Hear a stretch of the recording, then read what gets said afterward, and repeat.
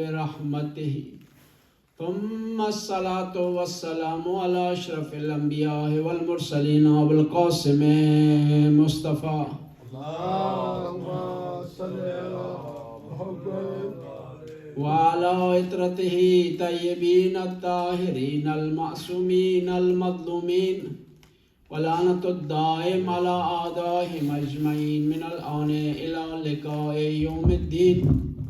بسم الله الرحمن الرحيم. قال الإمام حادي عليه السلام: السلام على محمد رسول الله خاتم النبيين وسيد المرسلين وصفة رب العالمين أمين الله على وحيه وعزائم أمره الخاتم لما سبق والفاتح للمستقبل والمهيمن على ذلك كله ورحمة الله وبركاته. صلوات. اللهم صل على محمد وعلى محمد.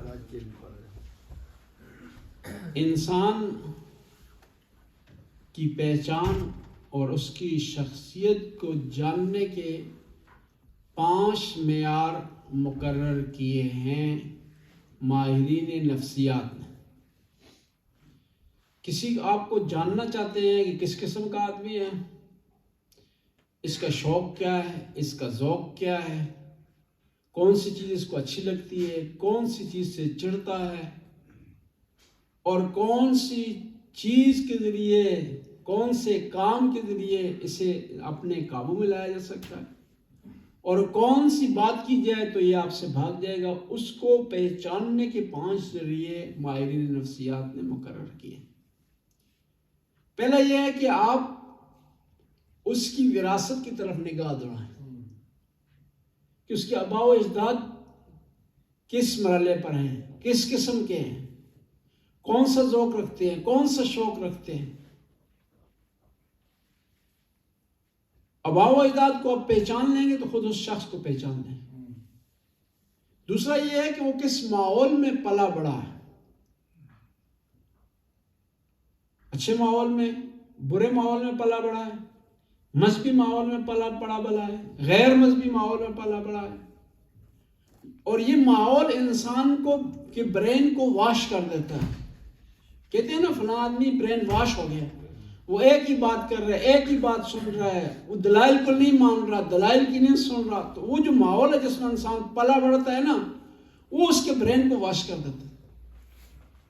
اور ہر آدمی برین واش ہوتا ہے جس ماحول میں رہا ہو. اور ایسا کوئی آدمی نہیں جو ماحول کے بغیر پلا بڑھا ہو، مگر یہ جنگل میں رہا ہو، بیابان میں رہا ہو، تو پھر وہ کسی ماحول سے متاثر نہیں ہوا.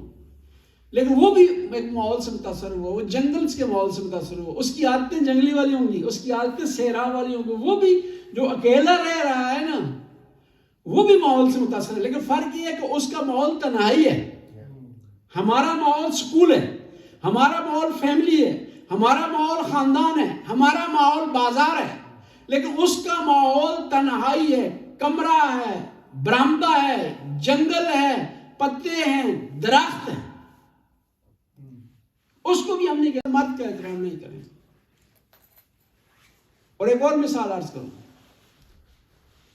محمد بن ابی بکر، جی جناب ابو بکر کا بیٹا، لیکن اتنی عظمت پائی کہ امام علی کہتے ہیں محمد سلبی لحاظ سے ابو بکر کا بیٹا ہے، لیکن تربیت کے لحاظ سے میرا بیٹا ہے. محمد ابنی من صلب ابی بکر.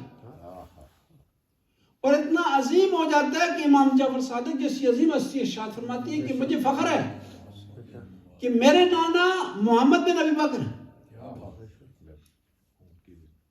ابال قدیر سعود کہتے ہیں نا کہ امام جعفر صادق نے فخر کیا ہے اس بات پر کہ میرا نانا محمد ہے.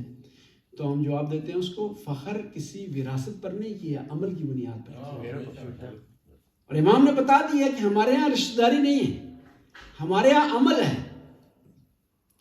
اسی طرح یزید کا بیٹا جس نے خلافت نہیں لی، تخت پر نہیں بیٹھا، باپ کس طرح کا، جو ہے وہ دادا کس طرح کا، پردادا کس طرح کا، لیکن اس نسل سے نیک آدمی آ. اس لیے قرآن میں اللہ فرماتا ہے کہ بعض وقت ہم اندھیرے سے روشنی نکالتے ہیں. کیا بات. اللہ ولی الذین یخرجہم من الظلمات الی النور، کہ خدا وہ ہے جو اندھیرے سے روشنی نکال دیتا ہے. اور اس کی بہترین مثال یہی ہے. اس طرح عمرو بن عبدالعزیز کیا کتنا اچھا آدمی نکلا، بنو امیہ کے خاندان سے.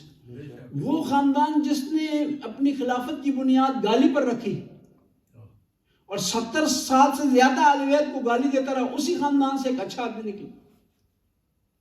کس بنیاد پر؟ تربیت کی بنیاد پر. استاد نے اچھی تربیت دی، استاد نے اچھا سکھایا. بس ہم کہہ سکتے ہیں کہ ہم اگر سست ہیں، ہم نماز نہیں پڑھتے، تو اس کا مطلب یہ نہیں ہے کہ ہماری اولاد بھی نماز کی طرف نہیں جائے گی. ہم کوشش کریں، جا سکتی ہے. ہم نے اگر اہل بیت کی تعلیمات کا علم حاصل نہیں کیا تو ایسا نہیں ہے کہ اولاد بھی نہ حاصل کرے، کیونکہ تربیت سے تقدیر تبدیل کی جا سکتی ہے، وراثت کو تبدیل کیا جا سکتا ہے، وراثت پر حاوی ہو جائے گا، ہو سکتا ہے انسان، بشرطے کہ تربیت کا انتظام کرے، بشرطے کہ قرآن کی تعلیم کا انتظام کرے، بشرطے کہ اہل بیت علیہ السلام کی تعلیمات اپنی اولاد اور اپنے بچوں تک پہنچانے کی کوشش کی جائے. بس تربیت حاوی ہو جاتی ہے. اور دنیاوی لحاظ سے بھی ایسا ہے. دیکھیں نا، آپ کے والدین کو ہارٹ کی بیماری ہے، آپ کو لگنی ہے، ڈاکٹر کہتے ہیں، لیکن ٹریننگ کے ذریعے، اچھے کھانے کے ذریعے کم از کم اسے پوسٹپون تو کر سکتے ہیں، کچھ سالوں کے لیے ڈیلے کر سکتے ہیں اسے، اچھی خوراک اور اچھی ورزش سے. اس طرح ہم یہاں بھی کہیں گے اچھی خوراک، قرآن کی تعلیم اچھی خوراک ہے، اہل بیت کی تعلیم اچھی خوراک ہے، اہل بیت علیہ السلام کی اچھی خوراک ہے. ان کو ہم جب حاصل کریں گے، اگرچہ ہمیں وراثت میں کوئی بیماریاں بھی ملی ہوں تو ختم ہو جائیں گی. اور بیماریاں بھی دو قسم کی ہیں نا. ایک ہے جسمانی بیماری جس کا علاج ڈاکٹر نے کرنا ہے، فرسٹ لیگ نہیں آپ کا کرنا. زکام ہے، نزلہ ہے، پاؤں کا درد ہے، سر کا درد ہے، جو ہے وہ میگرینے کی بیماری ہے، اس کا علاج کون کرے گا؟ جسمانی ڈاکٹر. اور کچھ بیماریاں ایسی ہیں جو جسمانی نہیں ہیں، روحانی ہیں. آپ کو عادت ہوگی جھوٹ بولنے کی، آپ کو عادت ہوگی غیبت کرنے کی، آپ کو عادت ہوگی تکبر کرنے کی، آپ کو بیماری ہو گئی ہے غیبت کرنے کی، آپ کو بیماری ہو گئی ہے نماز قضا کرنے کی. اس کا علاج کون کرے گا؟ قرآن کرے گا، حدیث کرے گی، اہل بیت کا کلام کرے گا، اہل بیت کی سیرت کرے گی. بس تدبیر کو تبدیل کیا جا سکتا ہے تدبیر اور تربیت کے ذریعے. 3 چیزیں یہ ہوگی یہاں تک جو انسان کی پہچان کا سبب بنتی ہیں. اور یہ چیزیں کیا ہیں؟ آپ کے بچپن سے اس کا تعلق ہے. چوتھی چیز جو انسان کو متاثر کرتی ہے اور انسان پر اثر رکھتی ہے اور انسان کی پہچان کا ذریعہ بنتی ہے، وہ دوست.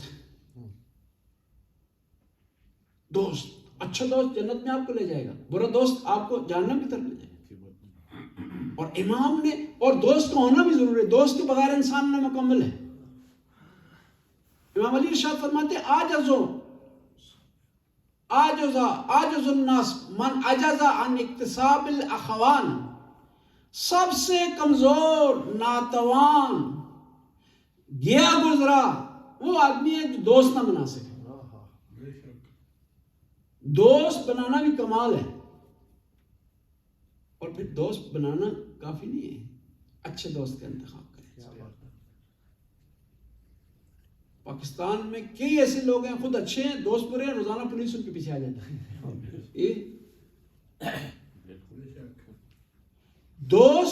اچھے دوست کا انتخاب کرنا بھی کمال ہے، جو اچھائی میں آپ کا ساتھ دے، برائی میں آپ کو روکے برائی سے. اور پھر دوست ایسا بنائے نا جو صرف دنیا میں دوست نہ رہے، جنت میں بھی دوست ہو آپ کا. جس طرح امام حسین نے بنایا حبیب ابن مظاہر کو، مسلم بن اوسیہ کو دوست بنایا امام حسین نے. امام حسین نے دیکھی کیا معیار رکھا ہے دوستی. وہ حسین جو کربلا میں کہہ رہے ہیں چلے جاؤ، اور ایک کو خط لکھ رہے ہیں کہ آ جاؤ. چاہتے محبت ہے نا کہ نہیں چاہتے کہ یہ حبیب حسین سے جدا ہو.